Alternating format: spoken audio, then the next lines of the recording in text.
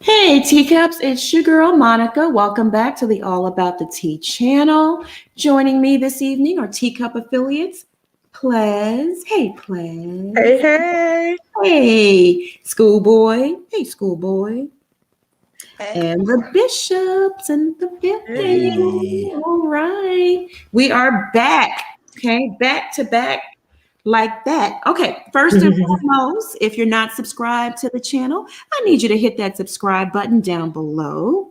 And if you're already subscribed to the channel, bang that notification bell so you don't miss out on any of the piping hot tea that we serve on this channel.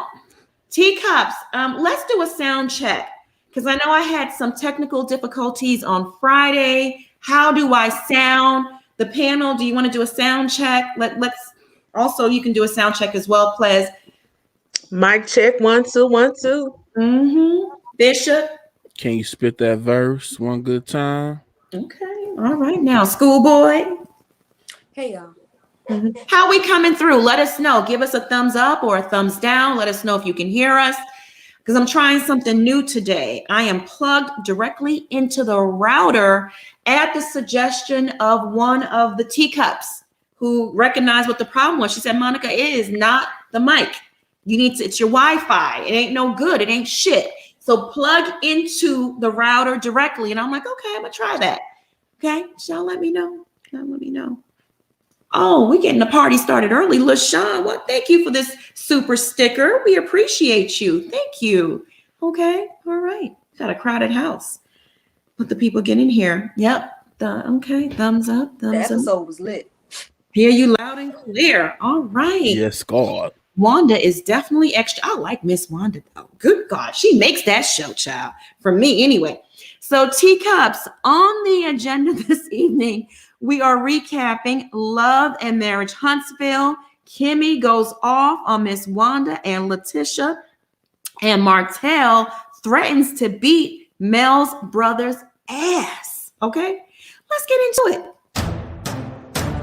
A website called All About the Tea. Told all about the tea that during the fight.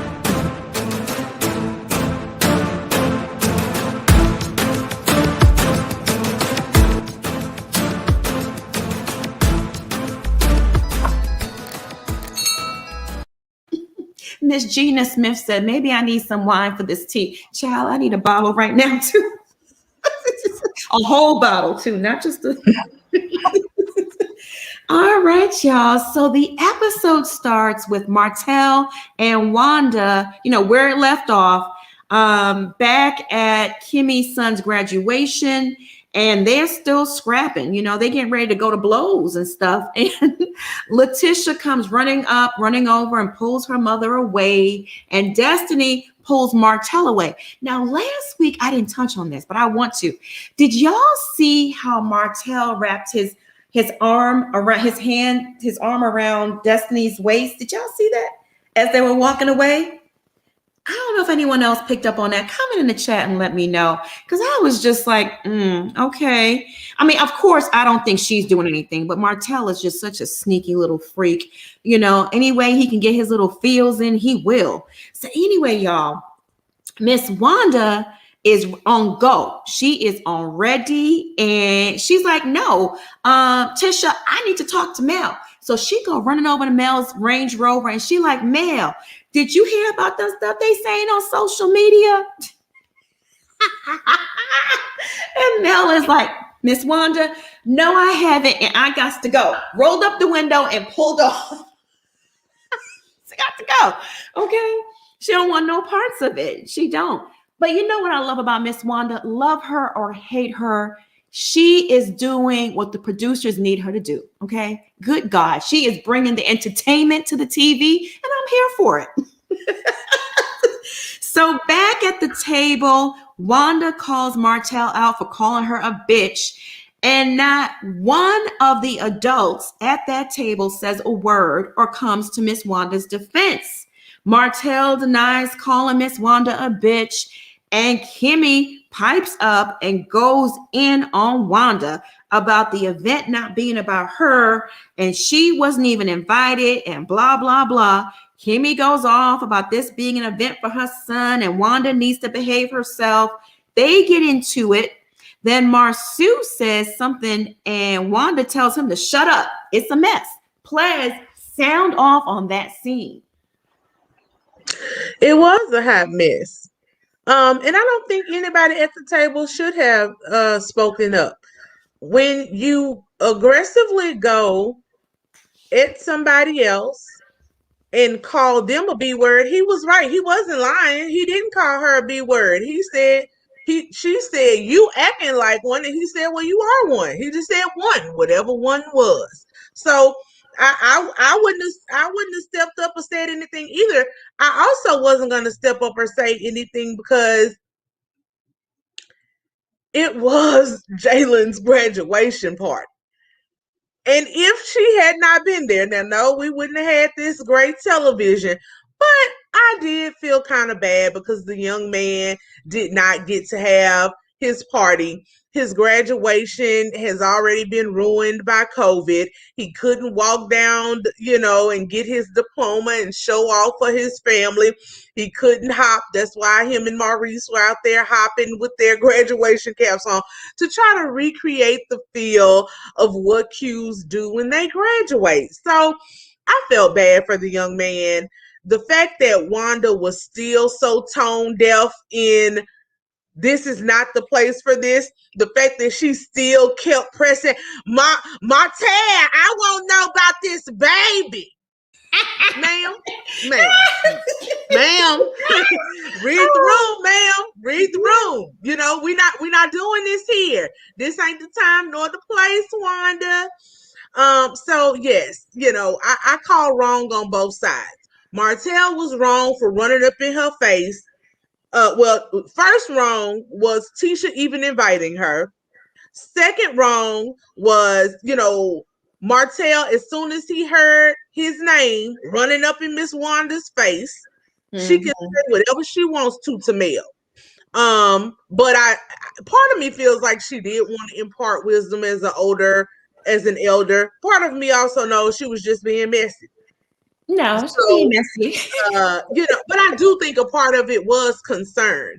Then of course her daughter, oh bless her heart. What did we call her last week? What's her nickname? Goo Goo Gaga. Goo Goo Gaga.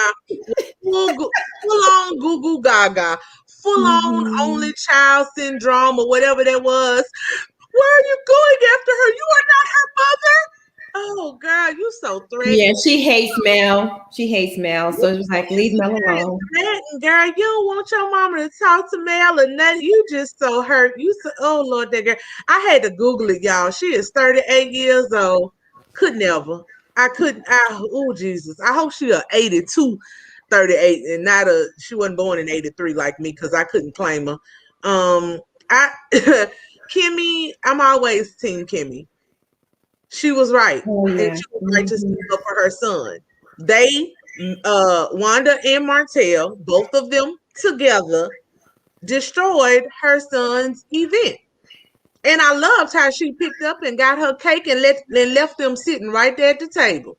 Y'all can keep talking to yourself. Good day. Bye-bye. Okay, remain teachable. Thank you so much for the super chat, and I'm sorry you're not feeling too well. Okay, get well soon, my love. I hope it passes too. This too shall pass. Yeah, we all going through a lot. Miss Leah, thank you so much for the super chat. Tisha needs to stop getting her hair done and just keep her little helmet on because she just don't get it. Oh, not the little helmet girl. Yeah, that's her nickname, Goo Goo Gaga. Okay, I'm just going to say this real fast before I let Bishop chime in. At the end of the day, Miss Wanda is an elder, and yes, she is messy. And I found it kind of funny that Kimmie was like, you weren't invited. Who invited you? What are you doing here? Girl, you're on a TV show. She showed up mic'd and ready to talk. So production wanted her there, okay? And had it not been for Miss Wanda, I wouldn't have cared about it. I wouldn't have cared about the graduation party.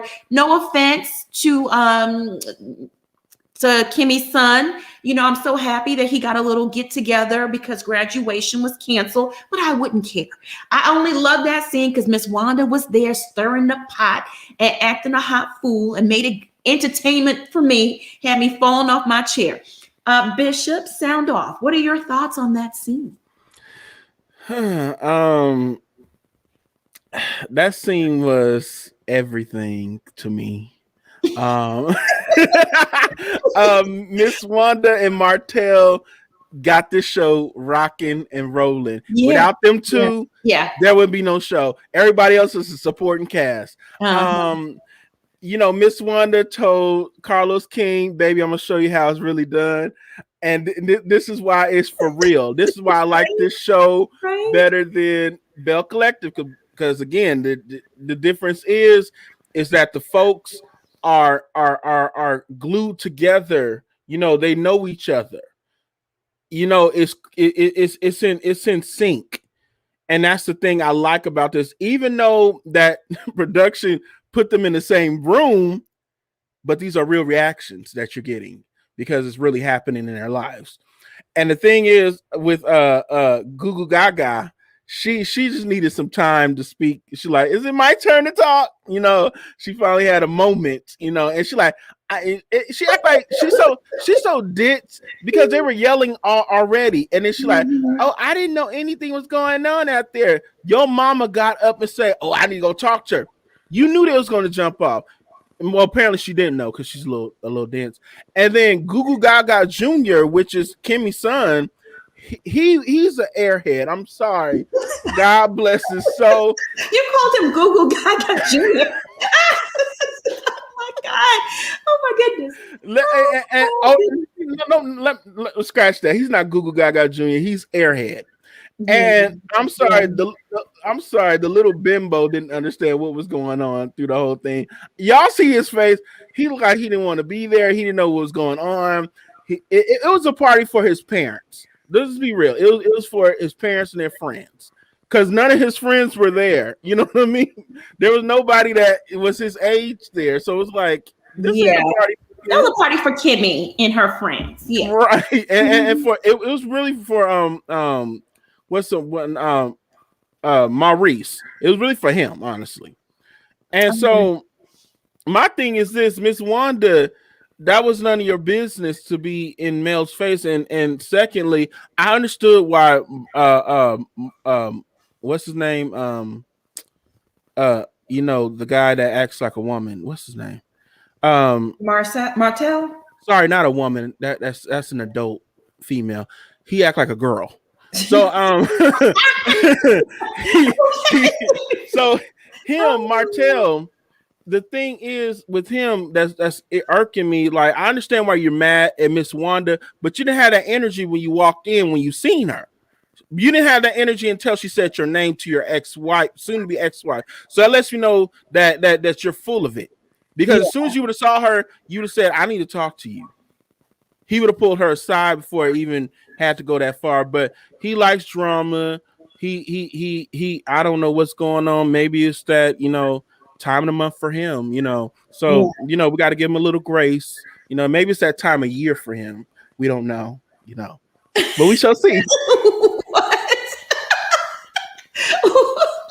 Schoolboy, sound off on that dramatic scene at the table. Everybody ganging up on Wanda. And Marceau punk ass was just like, he was looking like shit. She said, shut up. She said, you need to just shut up. Because he getting tired of her ass. Yeah. Because I'm telling you, if she would come in my house like, Tisha couldn't be my wife. Tisha couldn't be my, But see, and I'm with everybody. Look. Tisha, your mama should stay her ass at the house, but I understand production needed her to make this moment right here because they needed the moment, because this would have been we know it would have been dry without Wanda coming up in there with the pump it up spray. I love the fact that Wanda was just like, oh, so what about the baby? What about the baby? She just kept bringing up the baby. Oh, the rumors. I'm like, damn, you just aired this man out right at the table, just sprayed his business all across the table. Kimmie was right, because I would have jumped Wanda. And I would have been, and I wouldn't have cared if Tisha got mad. You need to check your mama. She got that same syndrome that Candy Burris got with Mama Joyce. Them seasons, until his mama, Todd mama, got up in her. Get up off my son. You crazy. And she just.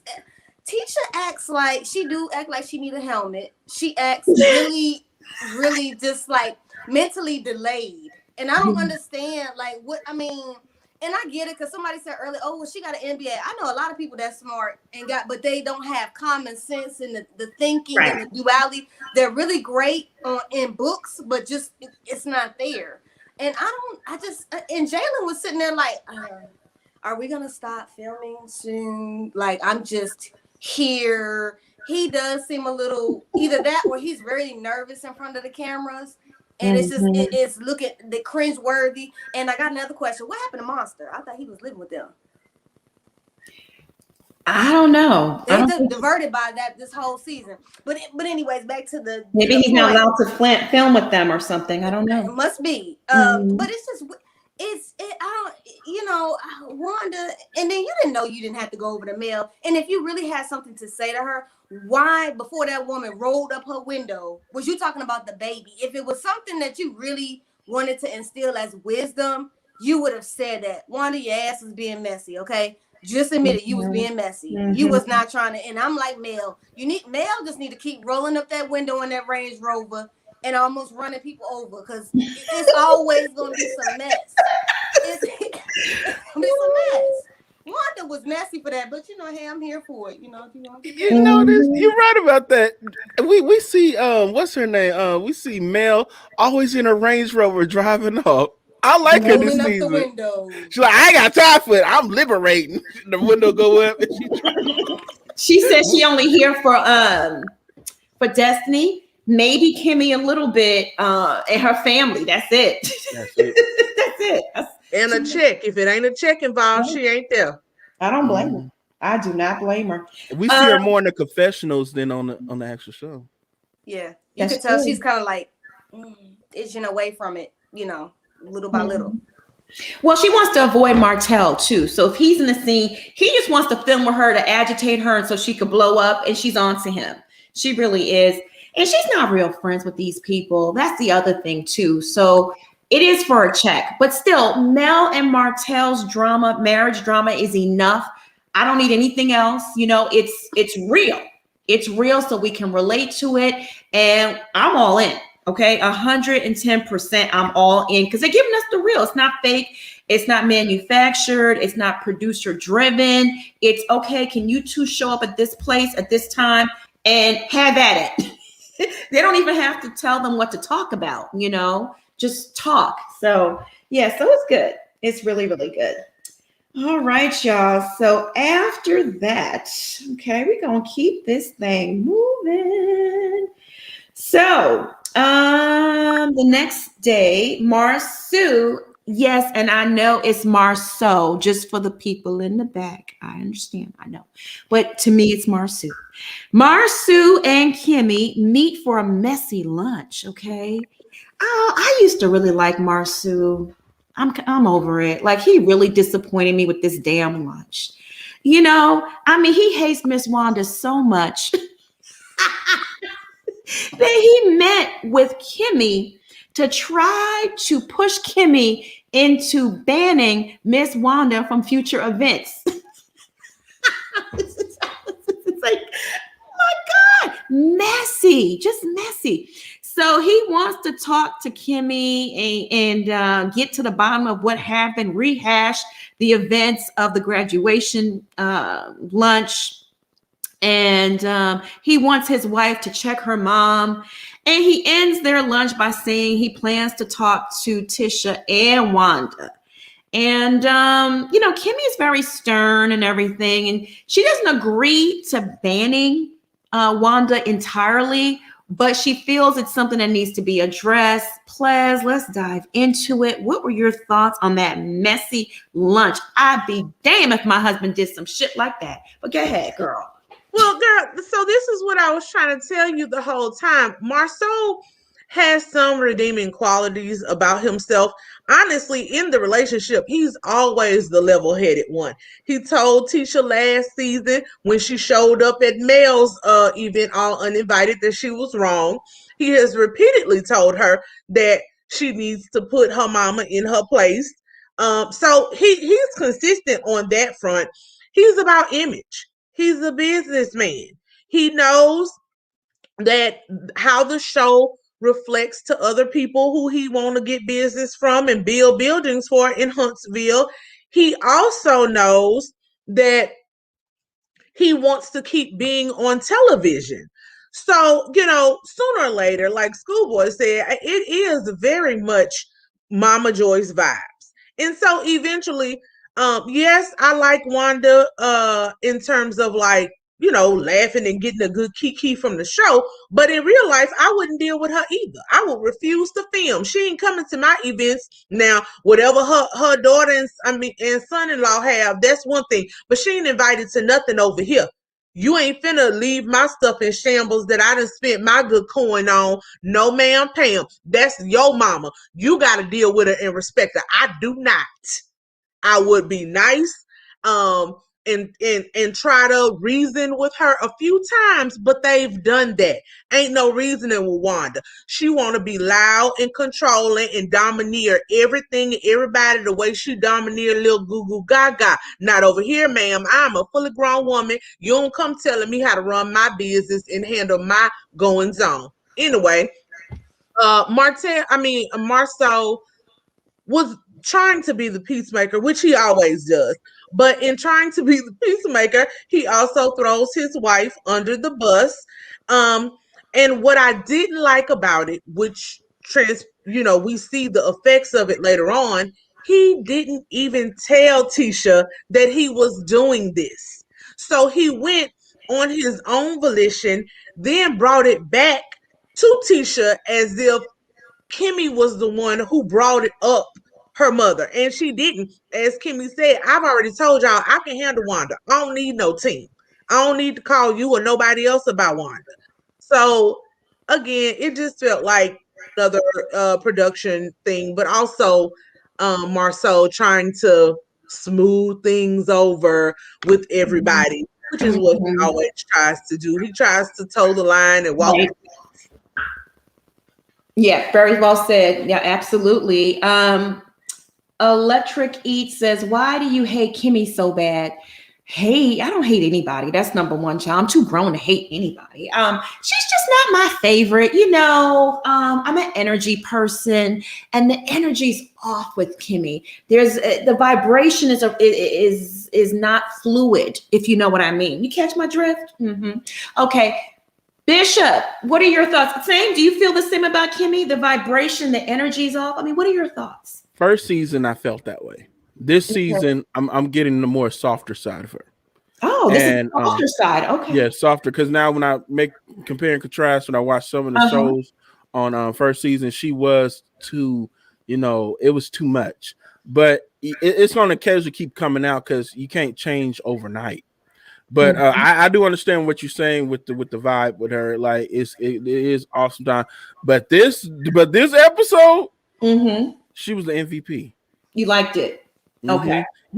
She's a contender for Wanda. She's the only one that could contend with Wanda. Nobody else can. Everybody tried, but they failed.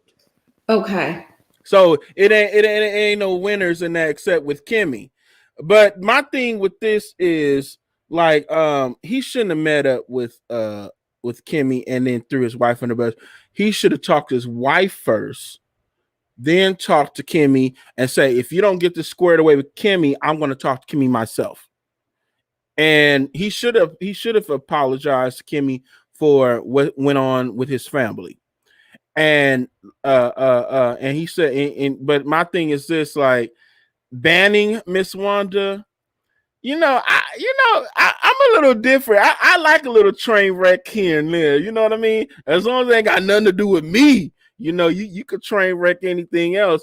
But I think the problem is a lot of these younger guys don't know how to deal with a woman like Miss Wanda. You see, I'm from the hood.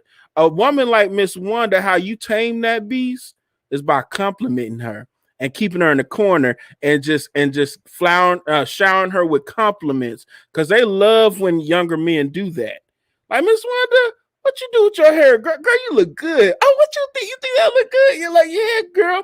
Like I see you over there. You was a mess, but you looked a good mess, girl. Like, I see you, girl. Like, man, if I was younger, man, if you was younger, well, you could have been it right there. And they love to do that. Boy, quit playing. They rubbing your chest and all that stuff. That's how you get a woman like Miss Wanda off, keeping the mess going. You just keep doing that with them, but I don't know. These young ones don't know what they're doing. They need their old school G's to teach them how to do that. But I Miss Kimmie, yeah, I was here for Kimmie. She like, I can handle her, and I like, yes, she can. Alicia, thank you so much for the super chat. In the words of Karen from RHOP, is Destiny's husband coming? Where has this man been this season? Is he somewhere frying chicken? Oh my goodness, the shade, not the frying chicken. We also got a super chat from Stout, aka the Professor. Thank you, Stout. Wanda cannot be stopped. She's a force to be reckoned with. Ain't that the truth? Schoolboy, sound off. What are your thoughts on that scene? I want to know, do Wanda go to her other kid's house and do this type of ish? Because I'm telling you right now, it seems like them kids in Birmingham ain't playing. They ain't playing with her like that. You're not coming over there with that, and that's because Tisha allows her to feel comfortable to do that. And I understand what Bishop's saying with the old, that woman, you can't compliment her. That woman she is tactical and she's malicious with it at times, and she does it purposefully. And I think the reason why Marcel didn't go to his wife is because he's been going to his wife.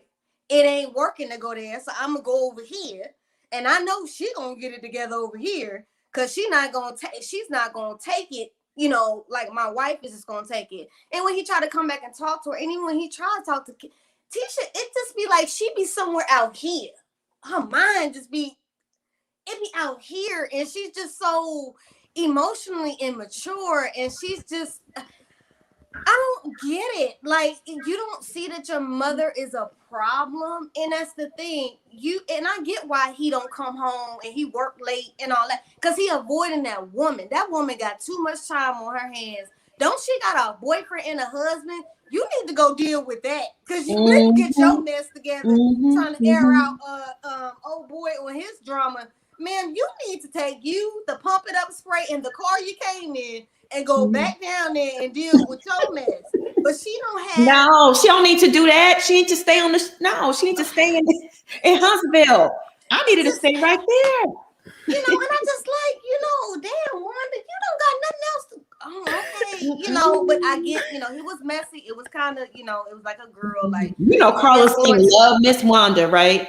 He need to give her a raise. Supply a spritz and pump it up and whatever else she want.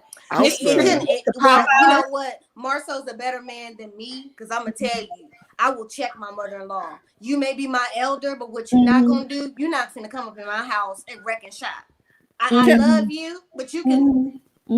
Bishop, can I just respond to Miss Stephanie real quick, because I know you're gonna get into it. You're gonna be lengthy. Monica is new to the show. No, ma'am. Go to my blog, allaboutthetea.com. I did a 3-month undercover investigation on Ariane. We got tapes on her. I got 1 million blogs written. I've been watching this show since day one. If you want to go back and look at my tweets, my handle's all about the DAT. And I've been following this show from day one, because I don't like Kimmie. Girl, y'all need to get it together and open your minds a little bit. Not everybody's going to like the same people. God damn. Anyway, Bishop, you had something to say. Well, she got receipts for y'all, and she got content. Hello. Yeah. But no, I was gonna say, I'm here for the 90s hairstyles. With the freeze, and I like Marie in that finger wave. She give me the ragtime time period. I was like, okay, go ahead and do it. But I'm enjoying a little spritz, a little here and there. Well, next week's ponytail looked like it was slapped down by Gorilla Glue. I'm concerned. So how much pump it up did you use? Damn. Yeah, exactly. I don't want Miss Wanda's edges gone. Okay, we just want to keep her with the edges. Okay, I'm saving edges in 2021. I'm saving edges. Listen, pray for the edges now. Pray for the If edges. they ain't gone in all this time, child, they gonna stay. She is Okay, she is an originator of the waterfall, the French roll, the pin curl. Baby, she been doing it hard since the 80s, the good old finger wave. So if that brown gel and them toothbrushes breaking off ain't broken off her hair yet, she'll be all right. She is the a pioneer of the protective hairstyle. Okay, she good. She's good. Don't drop no match near though. Woo, just going up. Okay, On a Tuesday. on a Tuesday. Oh Lord. Okay, y'all. So Destiny meets with her friend Jessica. They are planning a get out and vote event, Halloween event. Martell shows up and he apologizes for acting like a bitch, like Miss Wanda said, and says he shouldn't have acted hostile. Because regardless of how you feel, Martell, aka Marsha, you shouldn't be up in a grown woman's face like that. That's your elder. Come on now. Anyway, I know your mama taught you better than that, Martell. He brings up Mel, and Destiny explains that Mel is hurting, but she still loves him. Martell reminds Destiny he asked Mel to marry him, and Mel is trying to sabotage him on social media and mess up his business deals, and it's all Mel's fault. Once again, he's deflecting and not taking accountability. He claims women want equal treatment until women need to stay in their role. I don't know what he was saying or the point he was trying to make. Maybe Ples can break it down for us. I was just like, what? But he really doesn't explain himself properly. Do y'all know what he was talking about? Women want equal treatment until, what was he talking about? I don't even know, child. No one knows. He didn't know himself. That's why he couldn't explain it. And what he was really trying to say, which was basically what the old men have taught him, he didn't want to say it because he know how it sounds out loud. Right. Because if we want to be real about it, since he keeps now trying to throw up, like we said, people who have been watching this from jump, he never said Mel cheated. I think this is just something new that he's trying to say to try to absolve himself. But as Destiny was telling him, if anything, you are the one with the double standard, sir. You want to be the man of the house. You want to be the leader. That means you lead by example. That means no matter how low she goes, you don't go there. You don't keep trying to excuse what your actions were because of what her alleged actions were. At some point in any type of relationship like this, somebody has to be the bigger person. Somebody. So if you're the man and you say you're the leader and you wear the pants and you made her, she was just a little school teacher. You gave her the idea to do a book. You gave her the idea to do a show. You did all of that. So you should be the one who doesn't go tit for tat and tear it down. Now, I don't follow all this social media stuff. I'm just not that invested in it. But from the stuff that I have seen from different YouTube videos I know I've seen in the past, it seems like they both go at each other on social media. So again, he can't just say it's her when he does it too. I did see his interview that time with Dr. Heavenly, and he went so low to say that this woman had abortions and stuff. Well, you were there. If it hurt you so bad that she allegedly aborted your child, why didn't you divorce her then? So that's what I mean. People get in these marriages that are usually just for show, particularly in the South. We don't want to get divorced. People gonna talk about the baby. They talking about you anyway. You out here cheating for 5 years anyway. You're not honoring your vows. Are you serious? Getting the sheet of paper to go on get the divorce does nothing. Because under God's eye, you've been violating and messing up left and right anyway. So just staying married for a sheet of paper when you still living separate lives, what does that do? Nothing. But something for your image, or because you think foolishly that staying together for the kids, them kids see this tragedy, this dysfunction, they grow up in it. It's even worse when they grow up under people sleeping in 2 different rooms and 2 different beds. They see that The reality is you want to maintain this picture perfect image. You are cheap as hell and don't want to split up the money.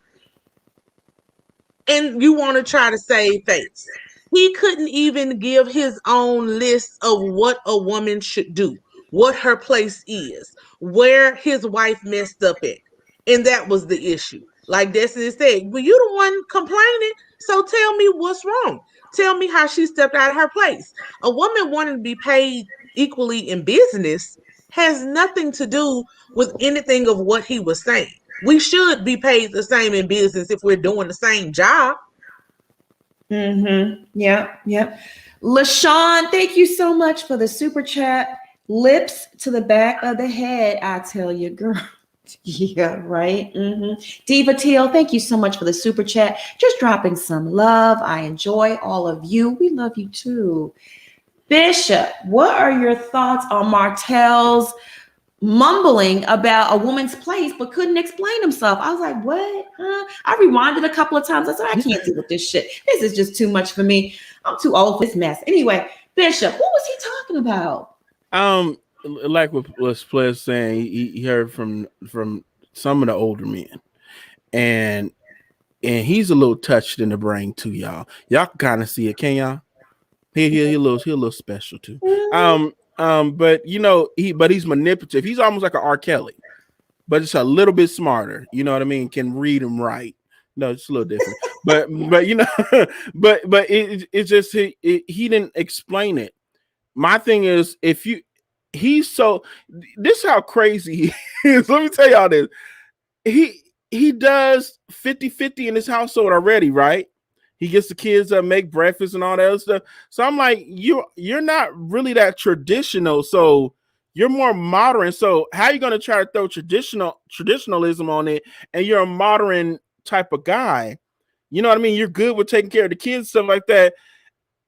I would say that's more of a Marceau. You know, he actually exhibits that. And I know why he's the way he is. But Martell is like, bruh, you're so crazy that you're doing opposite stuff of what you're saying you're doing. And it's like, yeah, I'm gonna need you to get it together. But I just chopped that up. That's why I'm so glad his wife was a spokesperson for the business. I'm so glad she accepted the awards and did the talking, because he don't need to do no talking. He's just like the chick from the Bell Collective, having nice ideas, great ideas, but need somebody to speak for her. That's what you need someone to do, because he's not getting his point across very well. And whatever he's selling, I ain't buying. So I'm like, brother, please try again. That's why Destiny's like, huh? What? And she asked some good questions. She was like, well, what does that look like? Well, what is that? Because it didn't make any sense. And the more she kept questioning him, she's good for him.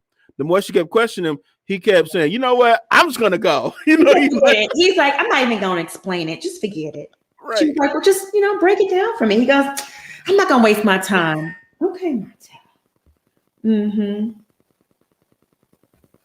All right, Schoolboy. Oh, well, Kathy, thank you so much for the super chat. Schoolboy, what are your thoughts on Martell's mumblings?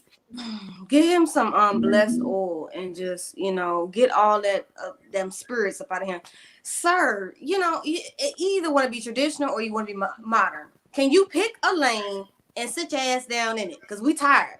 I'm tired of him running like a little biatch to everybody, pulling up in his car, trying to run mail down. Like, what is this doing for you, sir?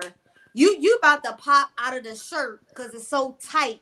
You purposely buying these small shirts, sir. You can get them shirts tailored right. You buying them shirts small. No. You can get you some good shirts. You don't have to be doing that. You foaming at the mouth. You can't explain what you want. What do you want, sir? What do you want? You wanted her barefoot, pregnant, playing dumb, so you can go run and fool la in the street with other women. Just say that's what you wanted. And so we can move on and get to the next. Trying to run the woman down is ridiculous. And her brother should have whooped the ass, because I would have. You like to run up on women, but not men. I peeped that. Yeah, you noticed that, right? Your slip is showing, sir. Pretty much, yeah. And I'm gonna say it here. And this is just my perspective on things. Men that are aggressive towards women, men that put their hands on women, that beat women up, are usually on the down low. I'm just saying it. Okay. Take what you want from what you want from that. But yeah, okay. Stacy says, if you listen to the conversation between Martell and Destiny, he basically told her that her husband is cheating. Did y'all get that? He was heavily insinuating it, but honestly, if we go back to the other season, they had a lot of it. Again, I just want people to quit avoiding red flags. Do y'all really want to be married just as bad to any and everybody? My Destiny and her husband didn't need to get married. They had been dating for think 9 or 10 years, had broken up 4-5 times, had already been engaged before and broken off. I think she has caught him cheating plenty of times. But then she just went on, married him, had a baby. Anyway, they were already having problems in their first year of marriage. And now she's mad because she's saying he's not helping with the child. You knew what he was and decided to head down that aisle anyway. For whatever reason, we've been together so long. I don't want to start over. Y'all, start over, please. Right? Because what's the difference in going on and getting married and then getting divorced in a year or two? But I don't think Destiny. I think Destiny is going to be another Melody. I think once she gets enough, or if and when her husband embarrasses her enough, she's going to get divorced too. They're not the type of women who are just going to stay like the older women would, and that's just what men do. Long as he come home at night. Which is why Martell keeps bragging like he should get some type of doggone trophy for that. I came home every night. Bare basics. And I blame a lot of these Southern Black women, not all of us, but it is a thing that women like to pass down. Men gonna be men. Is he providing? Is he taking care? Well, you just gotta overlook some things. No, not a day in life. Not overlooking that when you could be bringing me home diseases and anything else and making me look bad in these streets, because everybody around town know, honey. Everybody. They laughing at you. Well, word on the curb is Destiny and the husband are separated, but I don't have a full receipt now. That's just rumors that they talking about. So who knows? Who knows? And that's sad. That's sad because they had that baby's about a year old. Marcella, thank you so much for the super chat. Martell looking at the big picture. Melody making her life without him. Ariane about to get her bag too. Martell is a punk. I got a question. Is that the new standard for women? Y'all just sit here being long-suffering girlfriends for decades and let men use up y'all good years? Because I don't understand that. After year 1 and 2, we ain't talking about marriage. What are we doing? Right? Well, birds of feather. Got low. Well, it's birds with feather. They both low vibrational. It's not just men; it's the women too. Because I've dated. It just seemed like it. Yeah, it's low vibrational people that's with each other. That's why I'm like, how does she end up with him? But then we start looking like, oh, she's just like him. Like Melody, she might have evolved after a while, but she's just like him. But she probably just grew up. That's the difference. Yeah, but I'm telling y'all, the time commitment, people for whatever reason, and especially in the South, like. Who was that? When Antoinette was crying that time, talking about, am I nobody? Am I nobody? Although it came off super fake with her. Really, a lot of Southern women just feel their burden. It comes from their families. Yes, you can have your career. Yes, you can be this wonderful thing. You can have these degrees. But baby, when you gonna get married and bring us home some grandbabies? And then you get with one little guy, and we're not allowed to date as Black women. You get one dude, y'all have sex, then you just go together. Then people pressure you to stay together, no matter what he's doing, and even sometimes her. No matter what she's doing, y'all need to stay together. Y'all could have such a nice life. And Life is more Oh, than degrees and money and a nice house. that's true. That's true.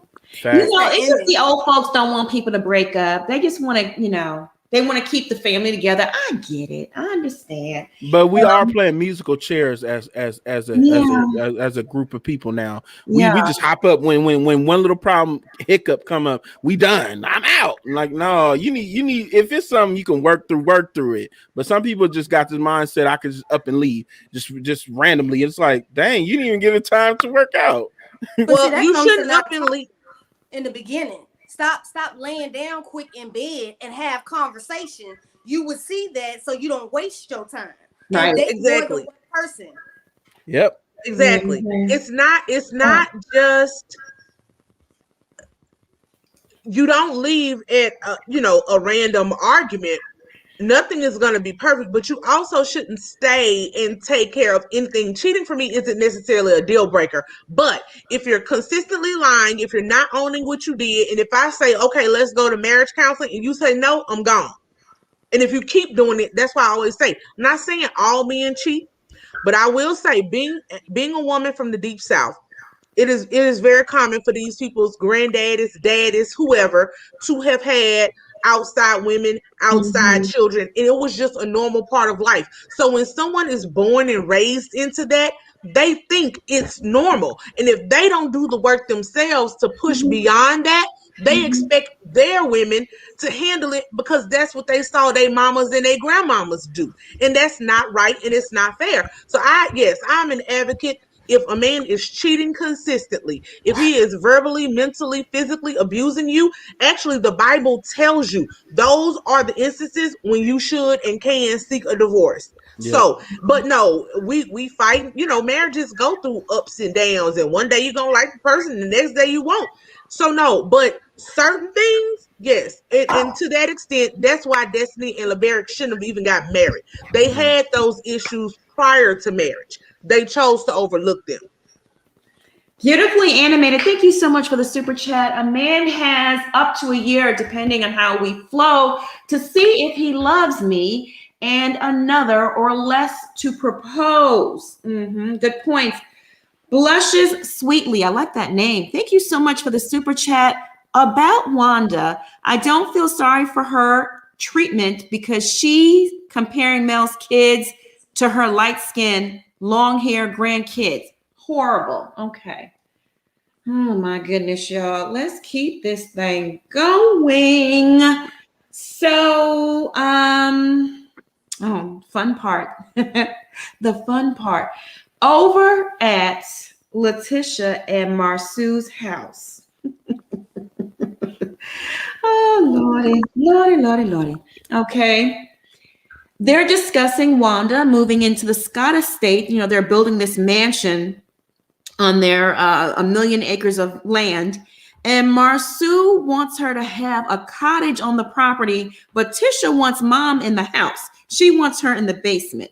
Marsu talks about going to lunch with Kimmie. He finally tells his wife that he went to lunch with Kimmie, and Wanda's behavior was discussed. That was a nice little segue into that, right? Nice move, Marsu. Tisha doesn't understand why Kimmie didn't call her if she had an issue with Wanda.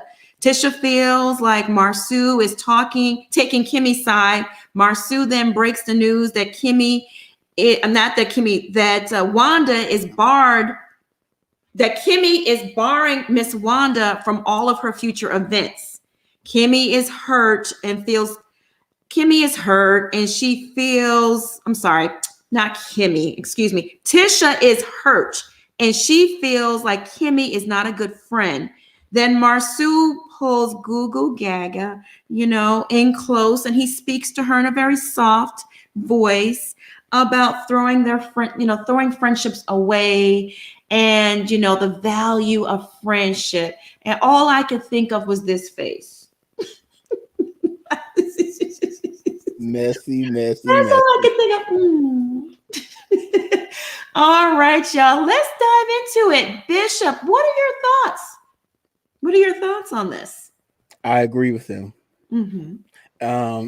Miss Wanda do need a cottage, at least like a whole football field away from the house. She does not need to be in the house. What else? He was right about the whole situation with Kimmie and her. Don't throw away your friendship over a temporary situation. You know what I mean? And he can see it, and he want to point it out to her, but he has to point it out like drawing stick figures. A coloring book. He gotta explain it in the coloring book. Right. And he has to kind of like do it for her, connect the dots, because what he could say is like, you're stupid. That's what he want to say. You're dumb. And the whole thing is, she's not your sister. Now, I know you want the sisterly thing, but she don't want to be sisters with you. She's a little more advanced than you are in the brain. I'm sorry. Y'all just not going to be like that, but she's your friend. That's what he really want to say. Look at his face. Look at it when she was talking. He was like, he gonna have an aneurysm. Like, damn. And then he had to like scale back and realize, okay, this is what I'm dealing with. Come here, baby. Come here. Let me talk to you. Like a junior high school counselor. Come here. Let me talk to you. He reminds me of a junior high school counselor, and Tisha's being bullied. And he done called her, into the office to discuss the situation. And, I'm entertained by their one-on-ones, to be honest with you. He's like, hi, dear, come into my office. The mean girls are bullying you.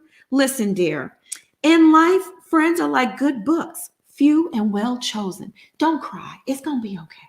It's going to be all right. You giving her too much credit. She that one. They one-on-one. It's like, oh my. She's that one student that get her helmet get caught in the. You always get her helmet caught. Oh my God. Was the yellow, the short bus was late this morning? Don't worry. It's going to be okay. Schoolboys, sound off. This is too much. Liz, it's too much. Your wife that's slow. Like he was talking to her like, well, Tisha, you're and I'm like, Tisha, LaTisha, how old are you, ma'am? It's not here. Like I said, it's out there. I don't know. It's missing. Is it rattling in there? I don't understand. Like, and I get it. I would just stay my behind at work too. And you know what? I'm not your mama crazy. I'm trying to parent you and be your husband. I can't do it. I'm out. I'm out. Why does Wanda need to live in the house? Does Wanda have a home? Wanda's homeless. That is, but I blame Carlos King. He probably put that bug in Tisha's ear. Like, your mama should really move into the new house. As dumb as she. Oh my goodness. And no, Bishop, they don't need to be one football field. She need to be 10 miles down. She needs to be way down the road. Okay. And see, this is going back to why Kimmie said, I don't need to live. I like to be by myself sometimes. No, because she know how Wanda is. Wanda just gonna pull up, be at your house, be all in your business, and then when they get beefed out, she gonna want to be coming around the corner.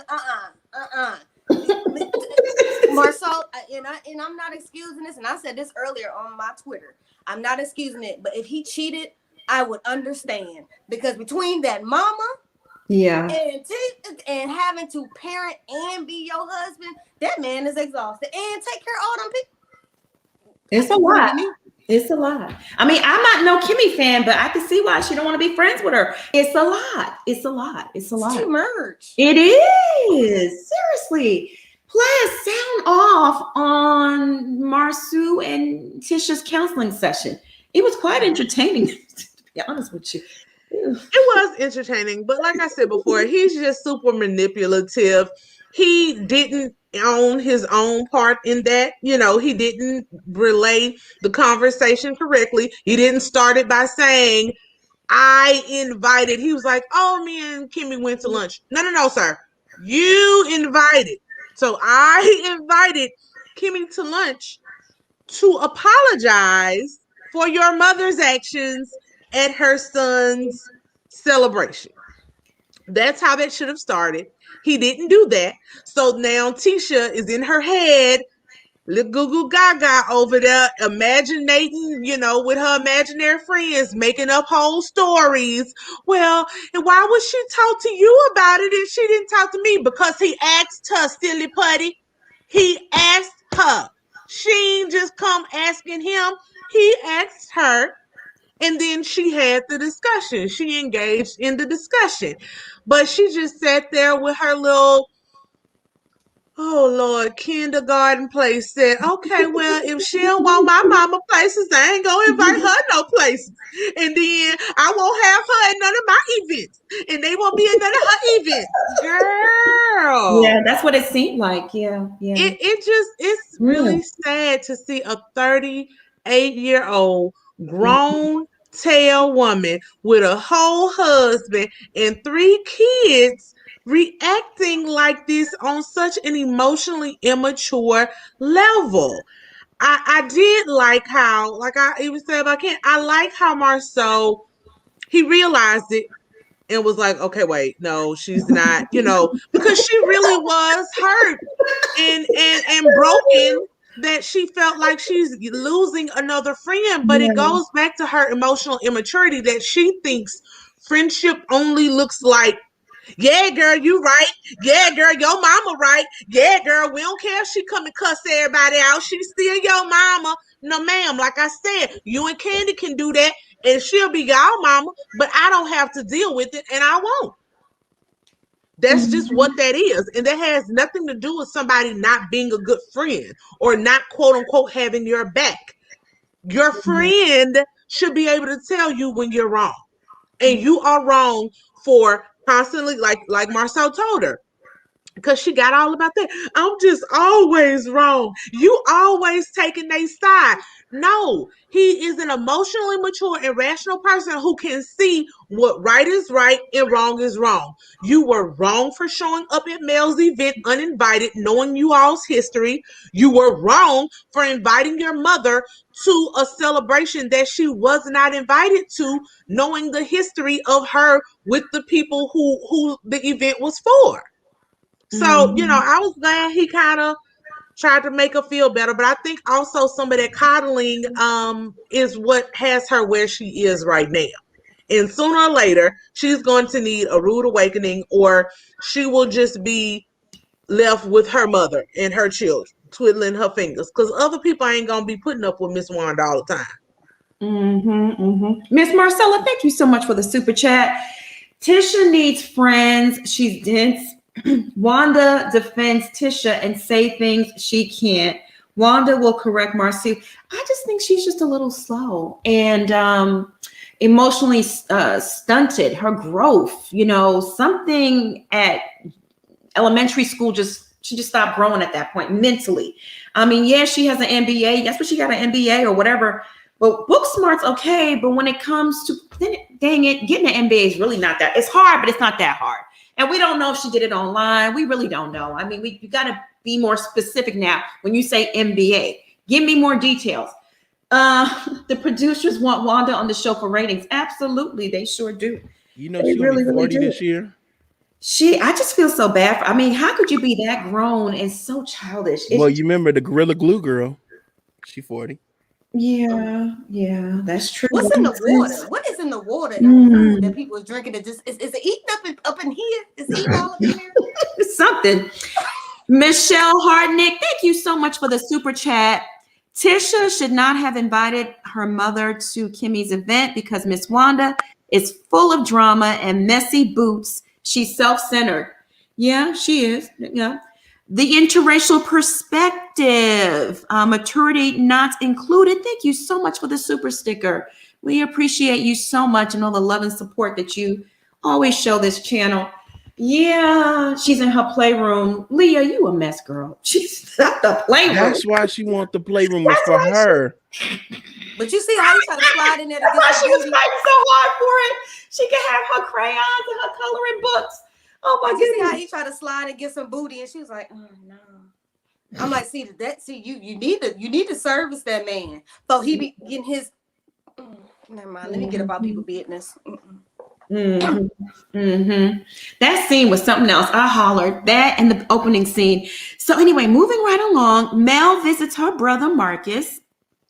Or does he visit her? I don't know. He's cutting up carpet. It's not clear what location they're at. Are they at Mel's new house or Yeah.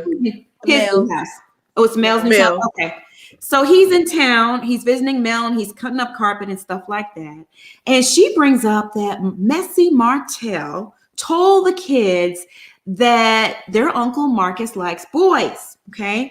In an attempt to make Marcus look bad, I guess, in front of the kids or make them feel differently towards their uncle, who has been nothing but a loving uncle. Mel is pissed and called Martell and cussed him out, rightfully so. Martell, in my opinion, is evil, manipulative. Y'all know how I feel about him. He up there with Jeffrey Dahmer for me, personally. That's just my personal opinion, Mel is pissed off and now is thinking about seeking full custody. Plus, sound off. What do you think about, messy Martell? Messy Marsha is at it again. He's definitely being messy, Marsha. I don't want Mel to look. We can't use courts to be referees and playing games with these children. The court is going to look at what's in the best interest of the children. If they can work out a joint custody arrangement, that's what I think they should go for. I'm not here for either one of them trying to pull the full custody card. Either parent needs joint custody or at least visitation. Even if she's the primary, I think she should be the custodial parent, but I think they should have a joint custody arrangement. But if and only if Martell Hope gets his stuff together real quick and real fast, sir, because your uncle like boys.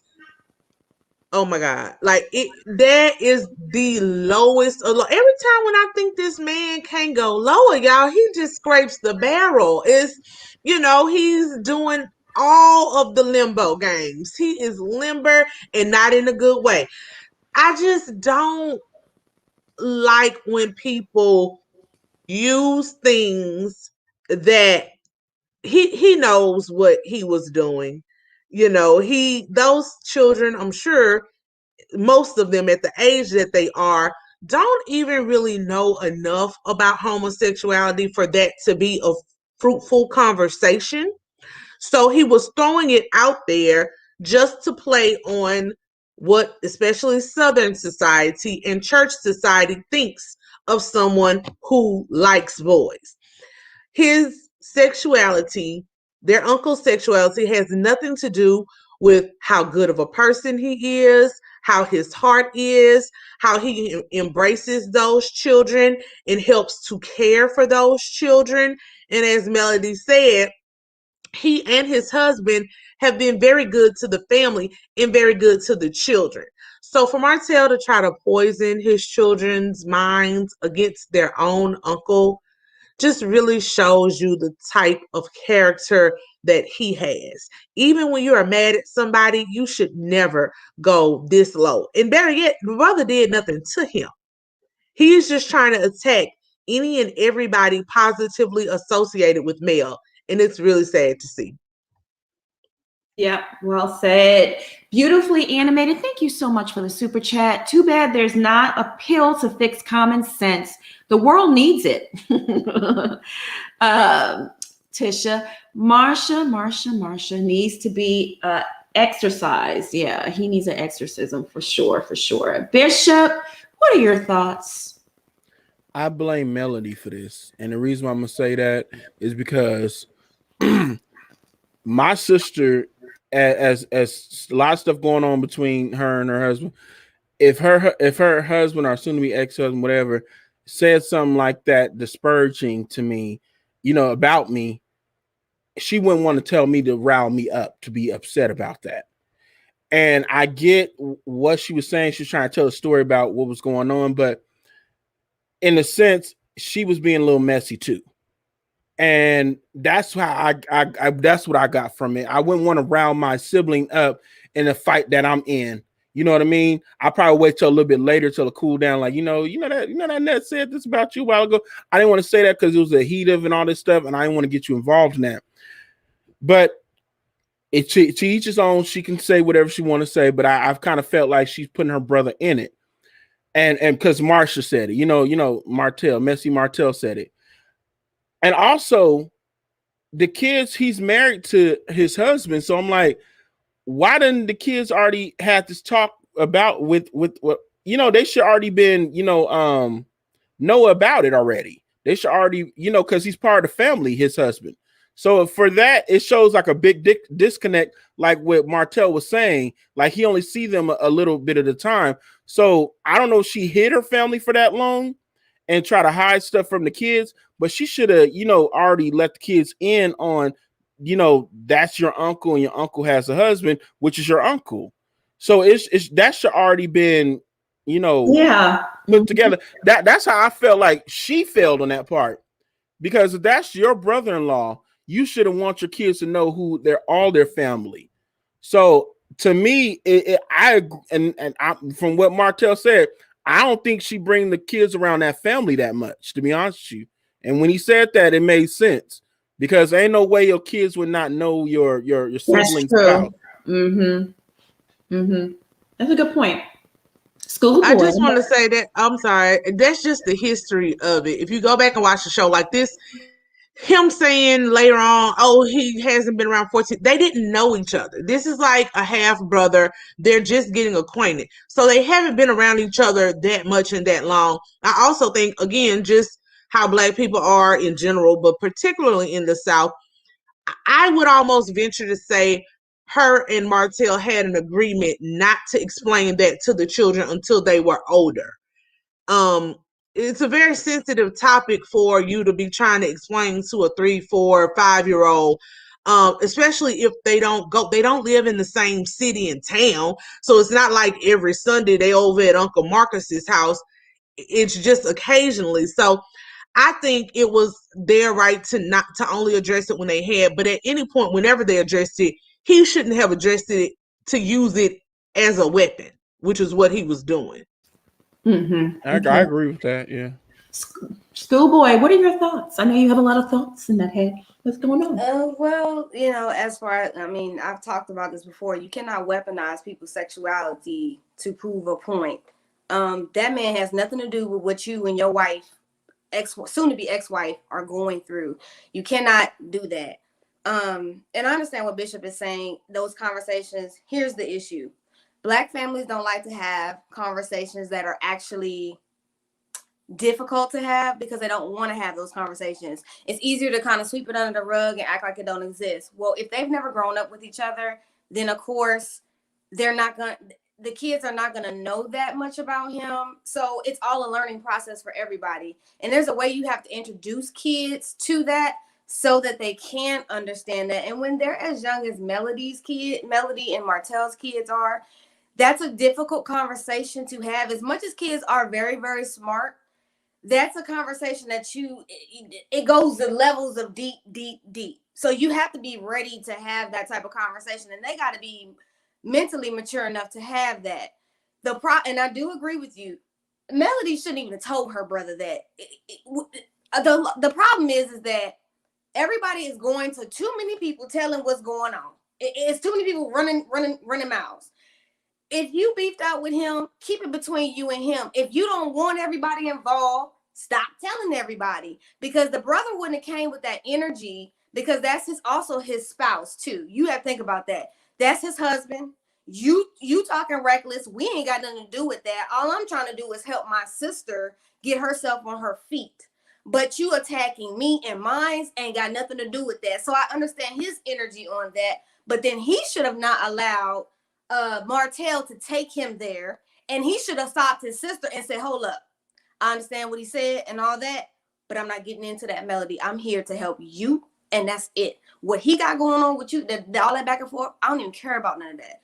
What I'm concerned about is my nieces and how they doing with their mentally right now and what they're going through. We need to make sure that they are okay first, above all of this other mess. Sometimes you have to know when to hold them and know when to fold them, and know when to argue with certain things and when not to argue with certain things. And it's too many people allowing this man to gaslight them and pull them in instead of just stop giving him energy. If you stop giving him energy, he might get the hell on somewhere. But as long as everybody just keeps falling into the trap, Martell keep doing it. But he should not have weaponized that, and he shouldn't told them kids that, because now they're confused. And that's wrong. Very good points. I don't know. Melanie was being messy by bringing it back to her brother. You don't have to tell. It don't have to be that whole loop and circle of gossip. It really doesn't. People tell me stuff all the time, and it goes in one ear and out the other. You know, you don't always have to repeat it. Certain things don't need to be said. Miranda, thank you so much for the super chat. I can't stand Miss Martella. He's such a BAN. Emphasis on the B word. Involving the kids with irrelevant info about their uncle is a new low, even for him. I mean, her. Yeah, I don't like Martell, huh? Y'all gotta stop doing that to women. Y'all putting them in y'all category. Yeah.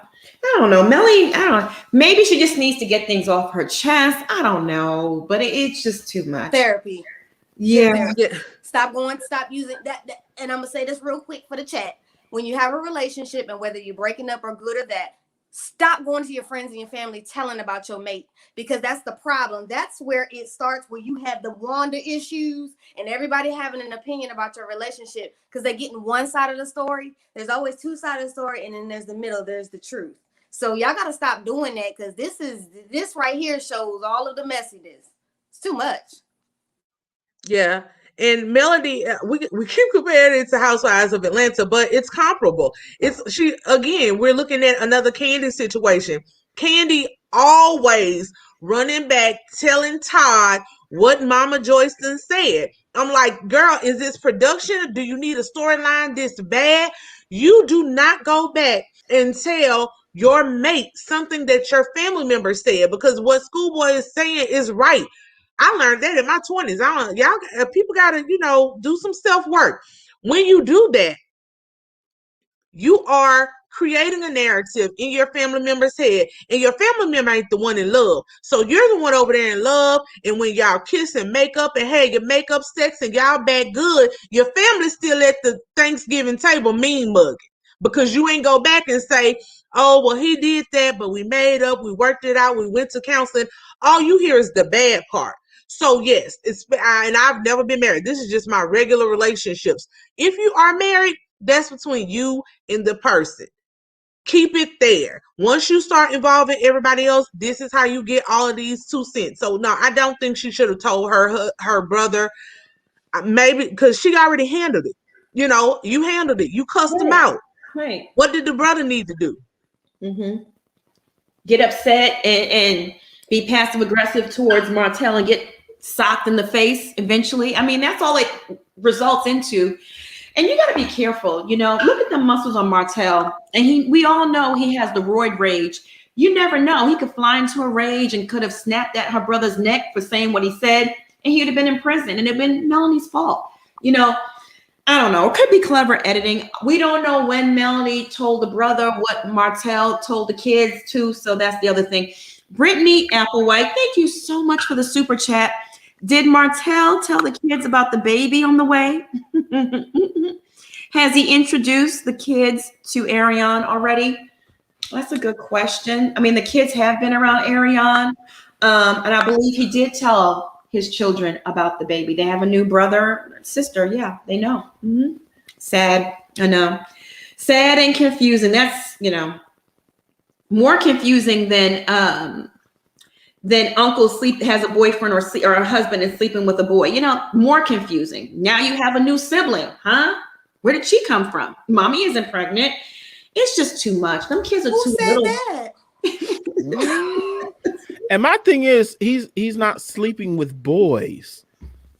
He has a husband. That's a husband, and that's a grown man. People need to respect that with gay people. The acronyms: partner, husband. Respect it. Y'all want us to respect y'all. Respect it on both sides. And to respond to the abstract oracle as well, we're not putting that just on women. That's men too. Stop telling your mama all your business between you and your wife. Yeah. Yeah, absolutely. All right, y'all, let's move on to the podcast, okay? The drama, the podcast.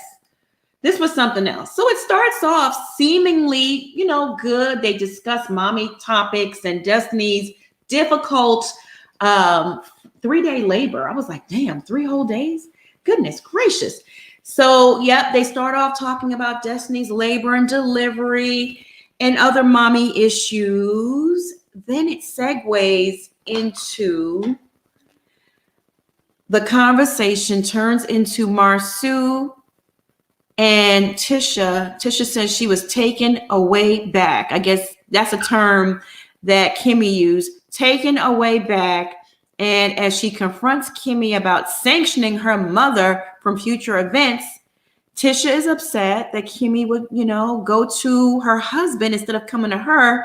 Kimmie clarifies that she said Miss Wanda was not sanctioned. But going forward, she is going to be very selective about which events she invites Wanda to, as if she has any control over that. It's all production driven. I mean, if somebody shows up with a mic, they're there. You can't do nothing about it, Kimmie. They go back and forth and things get heated.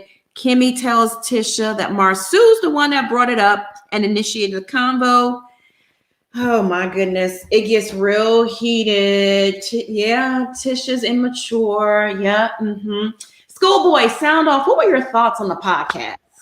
I wanted to be like Destiny in her wig and leave, because that was very immature that she did that on live like that. You're live on the air, ma'am, and you gonna confront your sister-in-law on but Kimmie held her own. She said, I got Wanda.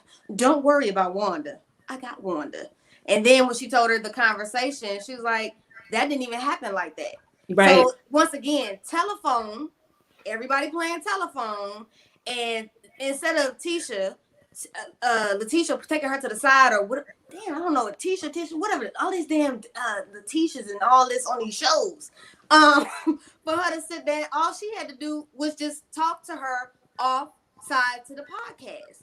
That was unnecessary, and that was very immature of her to bring it up right then. And if you had an issue, you should have just didn't invite the woman to the thing. I mean, what was the point? Because I'm like Destiny, like she said, I wanted to get my wig and go. I would have wanted to get up and go. Because if that was, I mean, come on, your mama messy. Destiny's the one that kind of, they touched on the graduation party, going south, but Destiny was the one that really kicked it off, and then it just took off from there, Yeah. Plaz, what were your thoughts? Destiny kicked it off, but that is why Tisha is not ready to be the professional woman that she says she is. She lied to Marceau and told him, oh no, I'm not gonna bring it up on the show. I'm gonna be professional.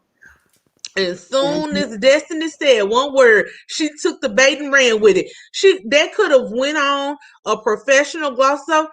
Oh yeah, the celebration went a little left. We'll talk about that after the show, and went on to something else. Keep that train trucking. But she fell right in and wanted to have her moment with Kimmie. I just kept saying to myself, I hope this is pre-recorded. I hope people can go back and edit this out, because even Kimmie was like, we gonna do this on the podcast, like. But since Tisha wanted it, she gave it to her, corrected her, got her in place about the proper train of events. Your husband came to me. I didn't go looking him up.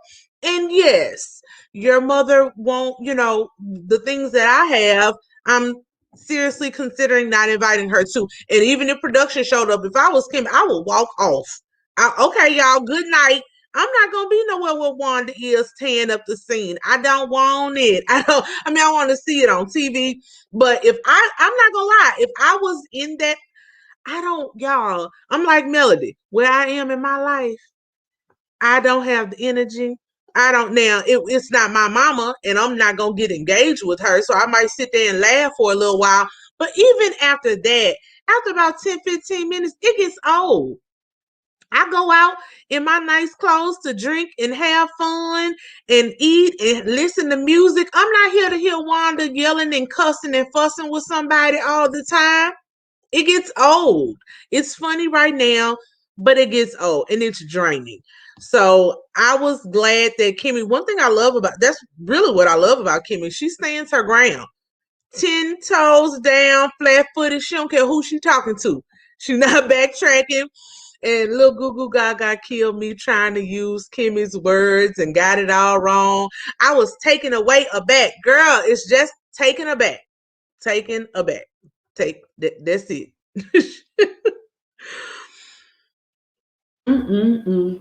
It was something else. It was definitely a mess. High Five, thank you so much for the super chat. We do appreciate it. That podcast read is exactly why I love Kimmie. She made Tink Tink look like the adolescent that she is. My goodness. Y'all really not here for Tisha, huh? Camila Spence, thank you so much for the super chat. We appreciate you. Crowned by Bria.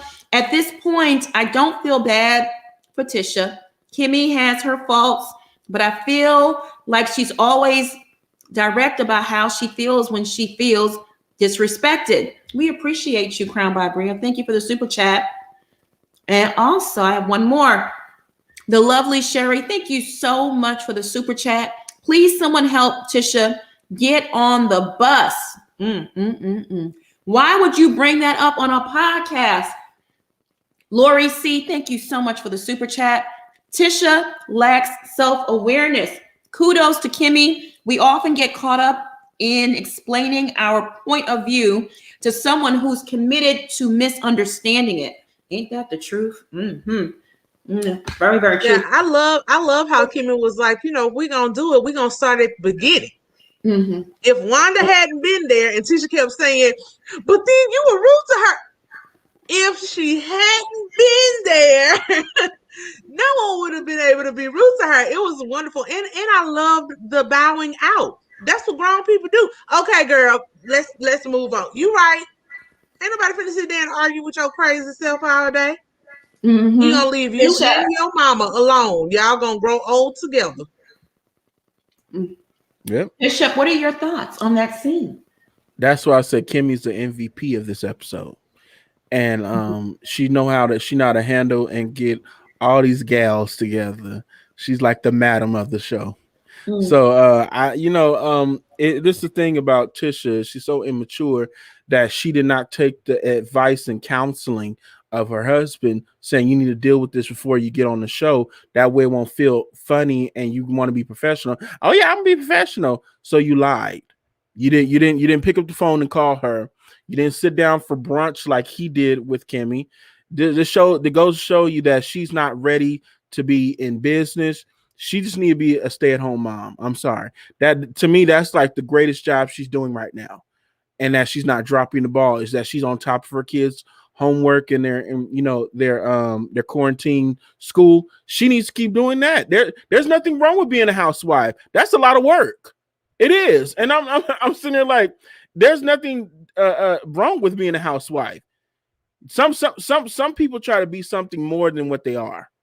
It's like, okay, I understand you want to do this, honey, but you're not equipped for that. You know what I mean? And she allowed that Destiny to bait her into that conversation.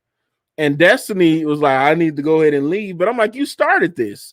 But again, if she was more mature, she would have said, we're going to talk about this later, but she's not. And Kimmie was shocked that she was even going to even talk about this on her podcast. And that with that show, Kimmie's like, this is why I don't even want to come on this show. I can see it in her face like, oh, this is what they do. I'm glad I didn't come before because now I know how they get down. And Kimmie handled herself very professional, and she knew how to deal with, the baby LaTisha, what she really is. She kept saying, little fella, you don't understand that. Okay, you're right. Moving on.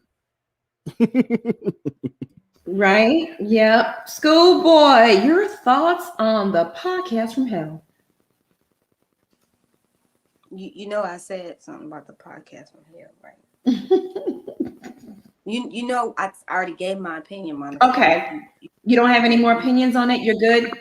I mean, just get her helmet sized and let's move on. Because this is sad. The woman it's really sad that Tisha don't get it. It's really sad. And now I see why Marceau handled her the way he does. He has to handle her that way. Because she don't get it any other way. I don't. Oh. Yeah, sad. It is sad. Yeah, it's sad. All right, y'all. So it's time for Destiny's Halloween event, and Martell and Marcus show up in the same costume. It's Pharaoh versus Pharaoh. Fix it, Jesus. Oh, Lord. All right, y'all. So messy. Okay.